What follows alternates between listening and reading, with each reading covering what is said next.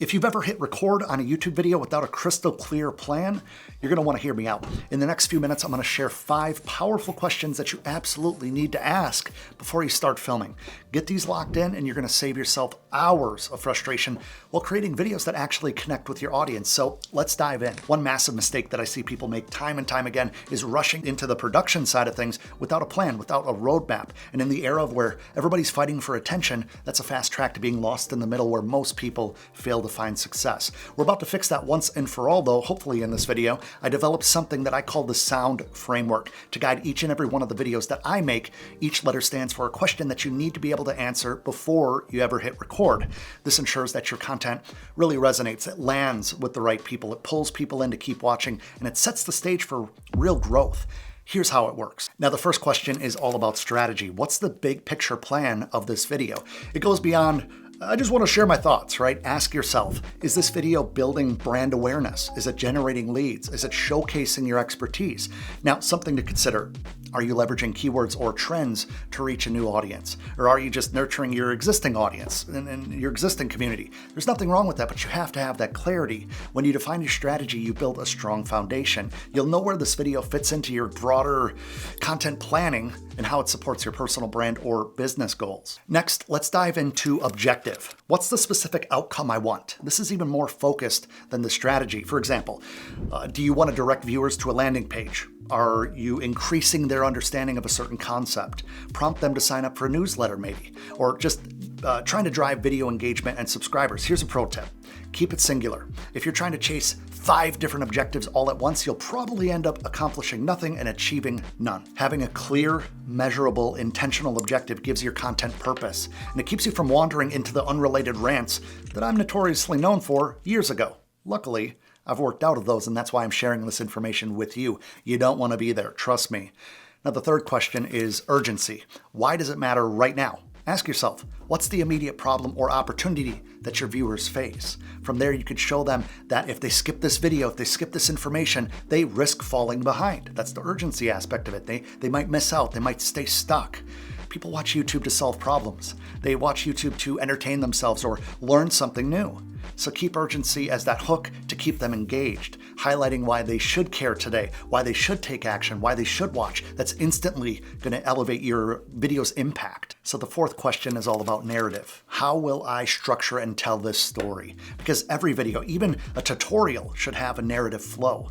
Here's another pro tip. Think about every video and how you introduce the topic, how you deliver the main value, and how you can add some engaging moments along the way. This is where pacing and flow really matter the most. Having a clear beginning, middle, and ending that ties back to your objective is so important here. Now, don't get me wrong, sharing your thoughts, highlighting your personality, all very good. But when your video feels like a cohesive story rather than a random collection of thoughts, viewers are much more likely to watch till the end. And that watch time, that viewer attention is absolute gold when it comes to growing on YouTube, when it comes to converting viewers into customers. So now we need to talk about direction. What action do you want them to take next? What's your CTA, your call to action? Do you want them to comment their thoughts? Do you want them to watch your next video? Do you want them to grab a free download or subscribe for more?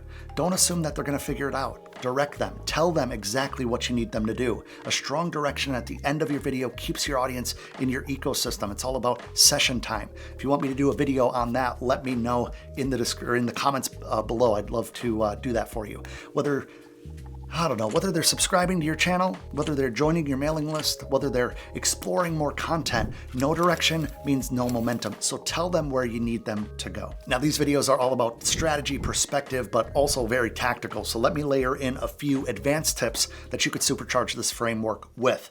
Focus on one persona, one target avatar. Don't try to speak to 10 different audiences at once. Picture your ideal viewer. What are they feeling? What do they want from you? Use emotional anchors. Facts and data are awesome, they're important, but emotional anchors like relatable stories or vivid descriptors, hooks, like this is gonna hook people deeper. This is going to tie back to your narrative. You need to create an experience within your chosen format, right? Talking head, like I'm doing right here. Screen share, like I'll do in future videos. Maybe behind the scenes, which if you guys want to behind the scenes look at how I shoot these videos, let me know in the comments as well.